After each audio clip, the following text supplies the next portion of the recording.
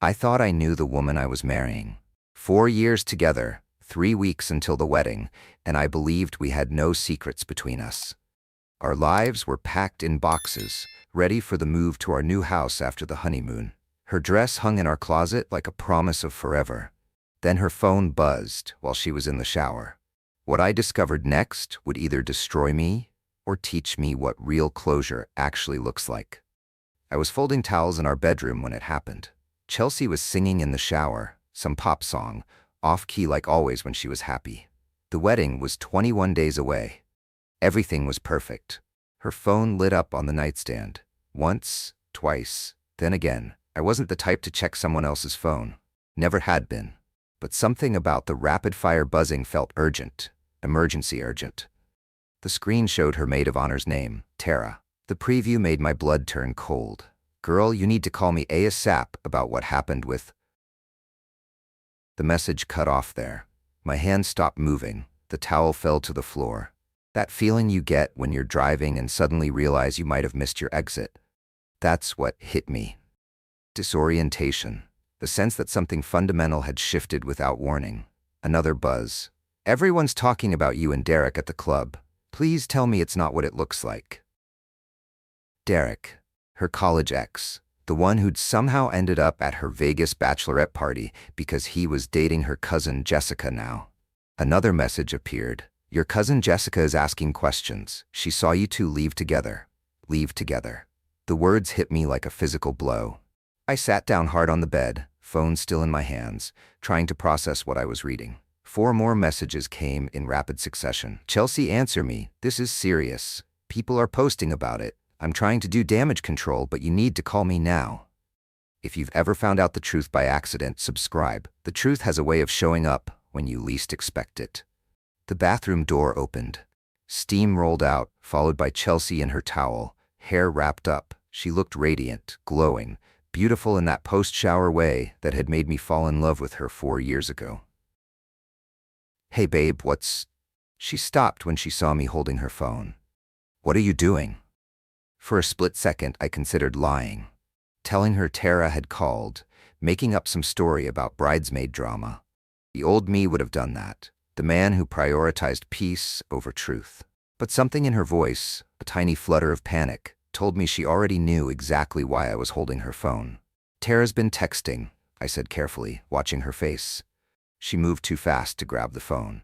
Way too fast for someone who had nothing to hide. "Oh." Forced laugh. Recovery mode. She's being dramatic about something. You know how she gets. I held the screen toward her, showing the messages. Watched her scan them. Watched her face cycle through emotions too quickly to track. "What happened with Derek?" I asked. The question hung in the air between us like smoke. This was her moment to come clean, to get ahead of whatever was about to blow up our life. Instead, she chose lies. "Nothing happened, Nate." "God, why are you going through my phone like some psycho boyfriend?" Psycho boyfriend. 3 weeks before our wedding, and she was calling me psycho for reading messages that were buzzing on her nightstand. Then why is Tara talking about damage control? Why did your cousin see you leaving with him? Because Tara has no life and creates drama for attention. We didn't leave together. He walked me back to the hotel because I was drunk and the girls were still partying. That's literally it. The lie came out so smooth, so practiced, that I almost believed it. Almost. But there was something in her eyes, guilt, maybe, or calculation, that told me this story had been prepared in advance, just in case. "Your cousin Jessica saw you," I repeated.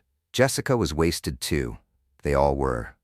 She sat on the bed, towel clutched tight, already pivoting to offense. "I can't believe you're doing this right now, 3 weeks before our wedding." And there it was. The deflection, making me the villain for asking reasonable questions about why her friends were talking about her leaving clubs with her ex-boyfriend. I handed her the phone and walked out of the room. But the damage was done. Not just from whatever had happened in Vegas.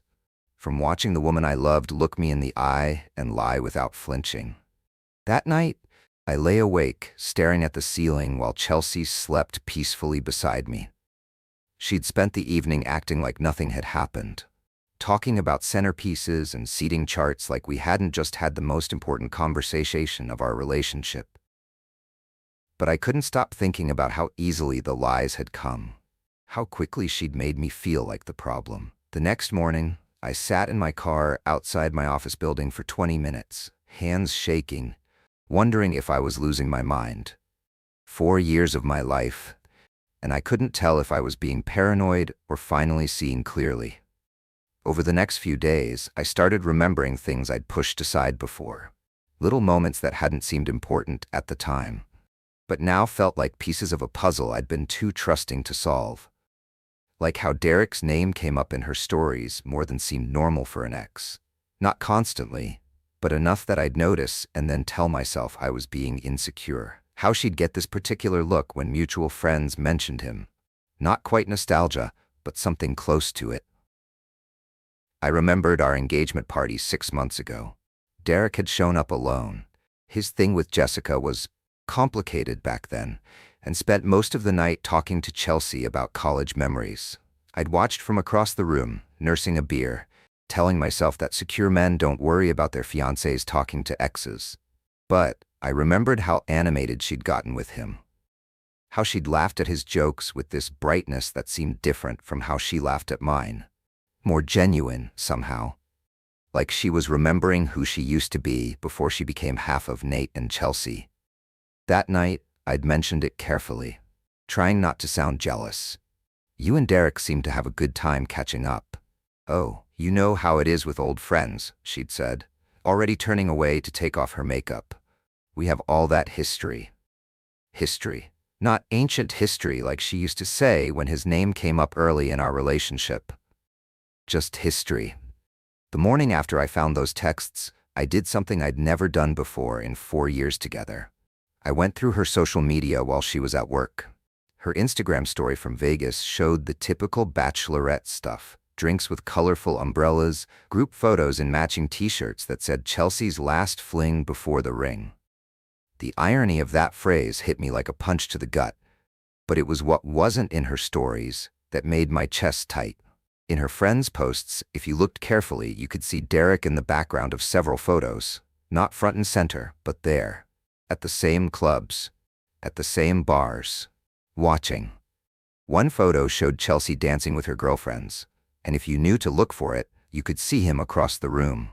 The way he was looking at her, like a man watching something he wanted but couldn't have. Except apparently, he could have it. I closed the app and sat there in the parking lot, adrenaline making my hands shake. 4 years. We'd been together 4 years. I'd supported her through grad school, working extra shifts to cover rent when she was doing unpaid internships. I'd moved across the country when she got her dream job, leaving behind friends and a promotion I'd been working toward for 2 years. I'd loved her completely, without reservation. The kind of love where you plan your entire future around someone, where their happiness becomes more important than your own. Thought about the ring. 3 months' salary, just like everyone said you were supposed to spend. I'd saved for 8 months to afford it, eating ramen and skipping nights out with friends. The look on her face when I proposed had made every sacrifice worth it. Or so I'd thought. Now I was sitting in a parking lot, looking at photos of my fiancée partying with her ex-boyfriend while I was home alone, addressing wedding invitations and confirming vendor payments. For about 5 minutes, I considered just pretending I'd never seen those texts. Going through with the wedding anyway. Telling myself that whatever happened in Vegas didn't matter because she'd chosen me, chosen our life together. But then I thought about something my father had told me when I was 16 and had crashed his car. Son, expensive mistakes are still mistakes. The cost doesn't make them right. This wedding was going to cost us $30,000. Our families had booked flights. The venue was reserved. The photographer was scheduled. But marrying someone who could look me in the eye and lie about cheating on me? That was a mistake that would cost me a lot more than $30,000. It would cost me my self-respect. And sitting there in that parking lot, looking at evidence of my fiancé's betrayal, I realized something that changed everything. I wasn't the same man who would have swallowed his doubts to avoid embarrassment. I wasn't going to be the guy who accepted it didn't mean anything as an excuse for blowing up our life together. I was about to become someone else entirely. That evening, I was different. Not angry different, I was careful about that. Just absent. Like I'd taken a step back from our relationship and was observing it from the outside. When Chelsea got home from work, I was cooking dinner like always, but I didn't look up when she came in, didn't ask about her day, didn't lean in for the kiss she expected. "Smells good," she said, setting her purse down. "What are we having?" "Chicken and rice." I kept stirring, eyes on the pan. She waited for more. I usually gave her the full rundown of ingredients, asked if she wanted wine, made jokes about my cooking skills. Instead, I just stirred in silence. "Okay." She moved closer, trying to catch my eye. "You feeling all right, babe?" "I'm fine." 2 words. Flat, uninterested. I could have confronted her immediately, could have screamed and thrown things like some emotional teenager. Instead, I did something far more powerful. I let her destroy herself with guilt while I planned my exit strategy. I served dinner without ceremony, sat across from her, and ate without making conversation. She kept glancing at me, waiting for me to fill the silence like I always did. I didn't. "So," she said finally, "I was thinking about the seating chart. Maybe we should put your cousin Brandon next to. Whatever you think is best." She blinked. Usually I had strong opinions about wedding stuff. We'd spent hours debating everything from napkin colors to the playlist. Now I was giving her carte blanche with the same enthusiasm I'd show for a grocery list. "Are you sure you're okay? You seem off." I looked at her directly for the first time since she'd gotten home. "I'm fine, Chelsea, just tired." But I wasn't fine, and we both knew it. I was calculating. Every word measured, every response carefully chosen to create maximum discomfort without giving her anything concrete to fight about. Over the next few days, I perfected the art of being present but absent. I showed up to wedding planning meetings but deferred every decision to her. I responded to her texts with one-word answers. I stopped initiating physical contact entirely. No random hugs, no hand-holding during movies, no good morning kisses. Every time she tried to manipulate the conversation, I stayed calm. Every time she tried to make me the bad guy for being distant, I deflected. She was used to me chasing her validation. Now she was chasing mine. Day 3. Found her staring at me during dinner, like she was trying to read my mind. The desperation in her voice when she asked, "Do you still love me?" out of nowhere was almost pitiful. "Of course I do," I said, but delivered it like a weather report. Day 5. Sat in my car after work, watching her through our apartment window as she paced around, talking on the phone, probably to Tara, probably trying to figure out if her Vegas secret was safe.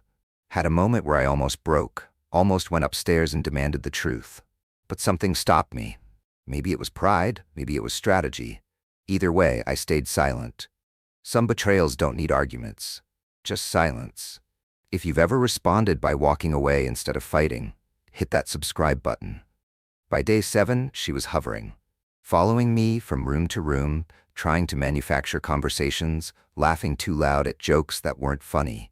The confident woman who'd lied to my face about Derek was being replaced by someone desperate for my attention. "Want to watch a movie tonight?" she asked on Thursday, practically bouncing on her toes. "Sure." I didn't look up from my laptop. "What do you want to watch? I don't care." "Come on, you always have an opinion. Action movie? Comedy? That thriller you wanted to see? Whatever makes you happy." The phrase hit her like a slap. It was what you said to acquaintances, not to someone you were marrying in 2 weeks. Day 8. Found her crying in the bathroom at 2 a.m. When I asked what was wrong, she said wedding stress. But I knew better. Guilt has a different sound than stress. Guilt is quieter, more desperate. Day 10. She made my favorite dinner, set candles on the table, wore the dress from our first date, trying so hard to recapture something she'd already destroyed. When I complimented the food with the same enthusiasm I'd show for cafeteria pizza, I watched her face crumble. Day 12. She tried to initiate sex for the first time in months.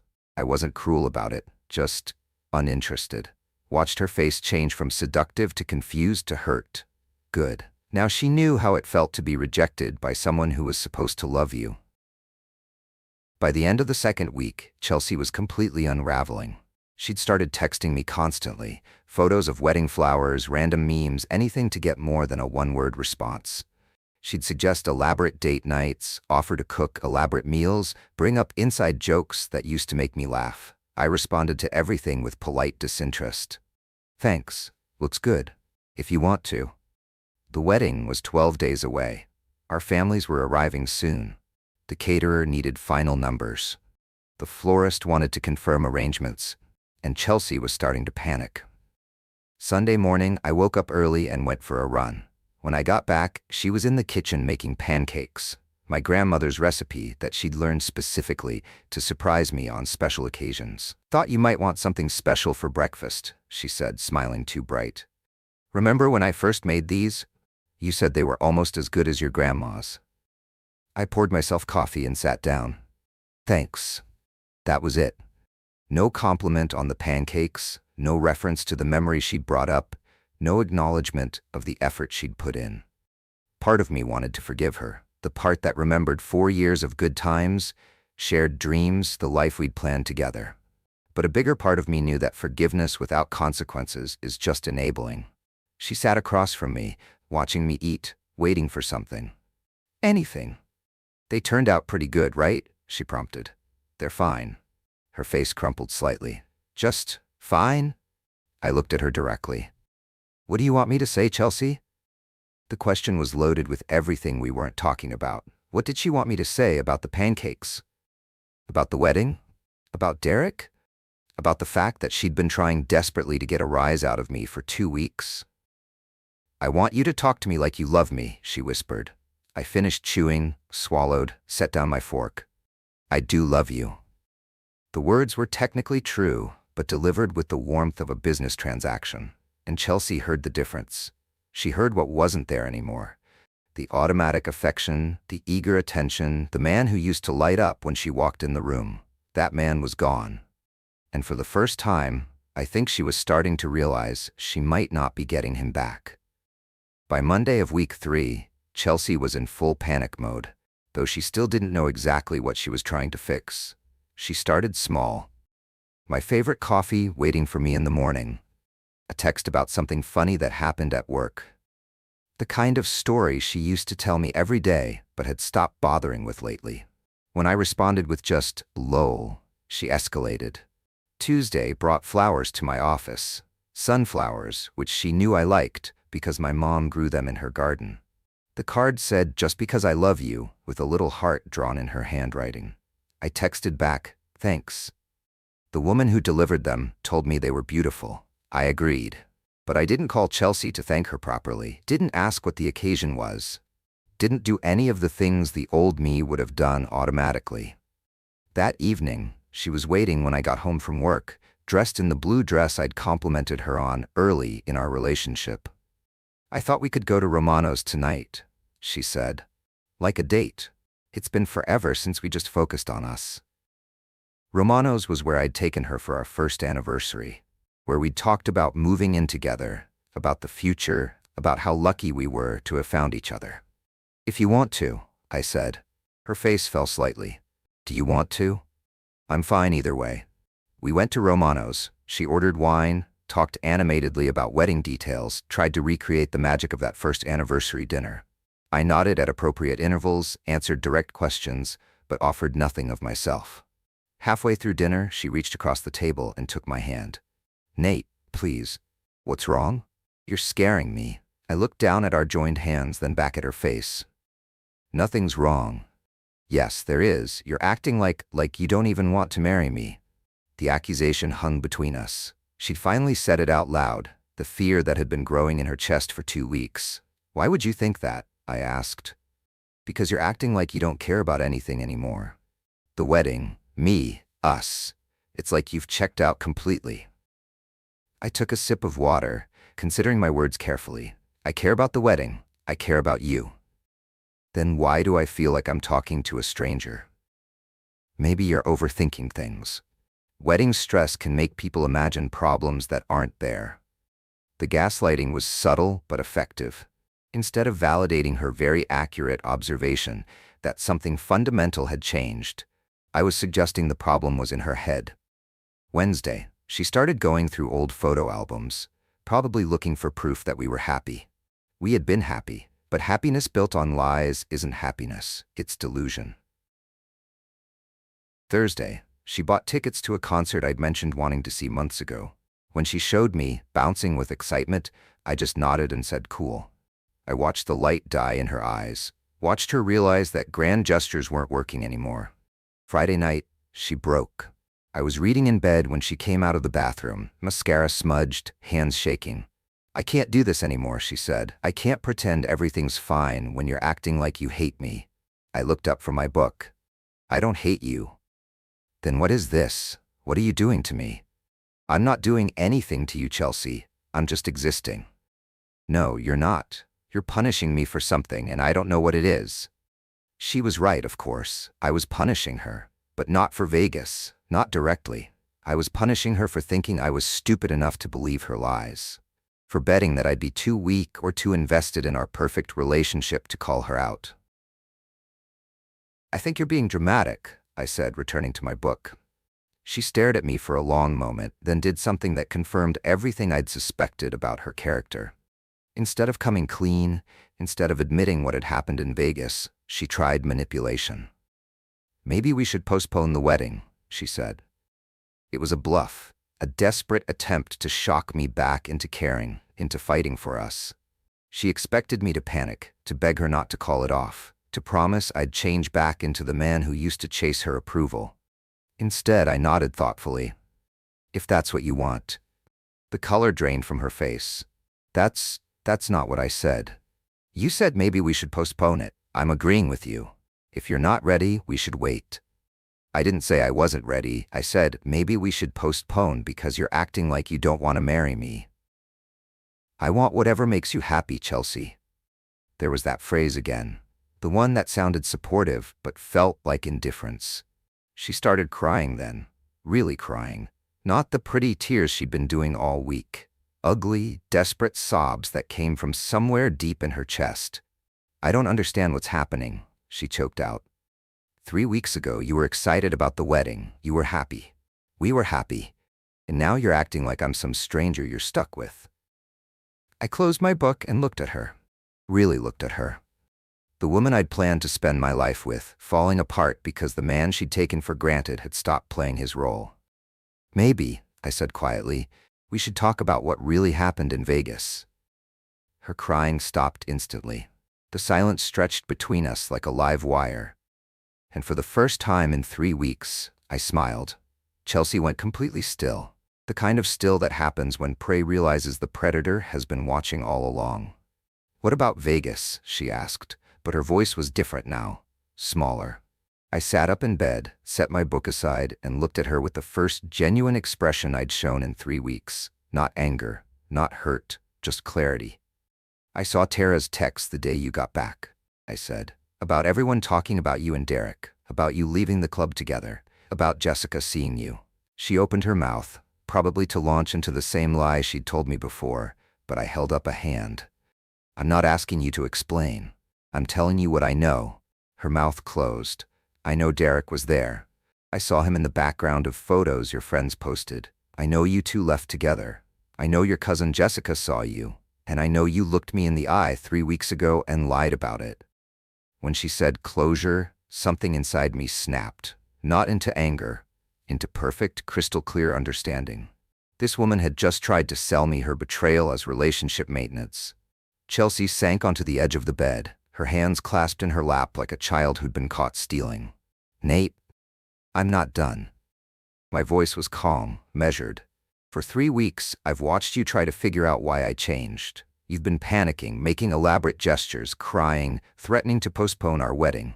But not once, did you think to tell me the truth about what happened that night." Tears started flowing down her cheeks again, but these were different. Guilty tears. "It wasn't what you think," she whispered. "Then tell me what it was." She took a shaky breath. We were all drinking. Derek was there with Jessica, but they were fighting about something. When the club closed, everyone was scattered. Some girls went to the casino, some went back to the hotel. I was drunk, and Derek offered to walk me back, because it wasn't safe to go alone. I had to grip the bedframe to keep my hands steady. 4 years, and she thought I was stupid enough to buy this story. "And?" I asked. "We got to talking in the elevator. About college, about how things ended between us, about how weird it was that we were both there when I was getting married in 3 weeks. Still waiting. When we got to my floor, I invited him in for a drink, just to talk, to get closure on everything that happened between us back then. There it was, the word that was about to change everything.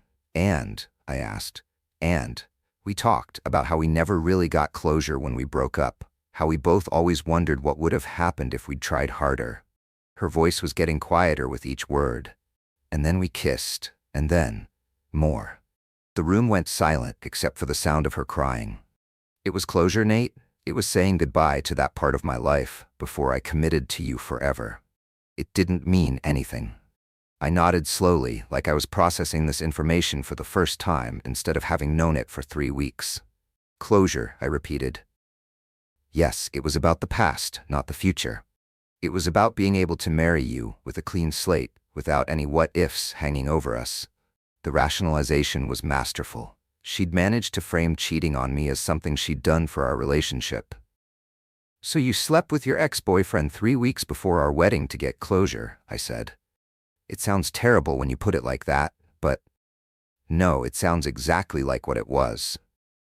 I stood up, walked to my dresser, and pulled out the small notebook where I kept important information. Let me give you some closure, too. I opened the notebook and began reading. I called the venue yesterday. Cancellation fee is 60% if we cancel more than 2 weeks out, 80% after that. Since we're now 11 days out, we'll lose 80% of the deposit. Her face went white. I called the caterer. Same deal. The florist will keep the full deposit since the flowers are already ordered. The photographer is willing to refund half the fee as a courtesy. Nate, what are you doing? I'm giving you closure, Chelsea, the real kind. I closed the notebook and looked at her directly. I'm calling off the wedding. I'm moving out this weekend. I'm returning my ring. Can't do anything about yours since it was custom made, but you can keep it as a souvenir of your closure with Derek. You can't be serious. Dead serious. You wanted closure with Derek? Congratulations, you also got closure with me. She started sobbing again, reaching for me, begging me to reconsider, promising it would never happen again, swearing it meant nothing. But I was already done. Had been done for 3 weeks, actually. This conversation was just making it official. Pack Derek's closure in a box, Chelsea. You're gonna need it to keep you warm. 6 months later, I'm sitting in my new apartment, coffee in hand, watching the sunrise through windows that are actually mine. No shared lease, no compromise on furniture, no walking on eggshells around someone else's emotions. The silence is different now, not empty. Peaceful. Chelsea tried to reach out for the first 2 months. Long texts explaining herself, voicemails where she cried, emails about how she'd made a mistake and wanted to work things out. I read them all, then deleted them without responding. Her friends tried too. Tara, ironically, was the most persistent, insisting that what happened in Vegas was just a drunk mistake and that I was throwing away a 4-year relationship over one night. But they didn't understand what I understood. It wasn't about one night. It was about the person Chelsea revealed herself to be when she thought she could get away with it. The person who could betray someone she claimed to love, then look him in the eye and lie about it. The person who could frame infidelity as closure and expect forgiveness for her thoughtfulness. The person who, when finally caught, cried about how her actions were being misunderstood rather than taking responsibility for them. I heard through mutual friends that she and Derek tried to make a go of it after our wedding was called off. Apparently, their closure turned into a relationship that lasted about 6 weeks before he ghosted her. Turns out, a man who's willing to sleep with someone else's fiancée isn't exactly relationship material. Who could have predicted that? Thought about the money we lost, the deposits, the flights our families had booked, the embarrassment of calling everything off 11 days out. For about 5 minutes after I made the calls, I wondered if I was making the most expensive mistake of my life. Then I remembered what my father taught me. Son, expensive mistakes are still mistakes. The cost doesn't make them right. I don't feel bad for her. I don't feel vindicated either. Mostly, I feel grateful. Grateful that I found out who she really was before I married her, before we had kids, before I wasted more years of my life on someone who saw our relationship as something she could risk for a night of nostalgia. Grateful that I trusted my instincts instead of gaslighting myself into accepting her version of events. Grateful that I chose self-respect over the comfort of denial.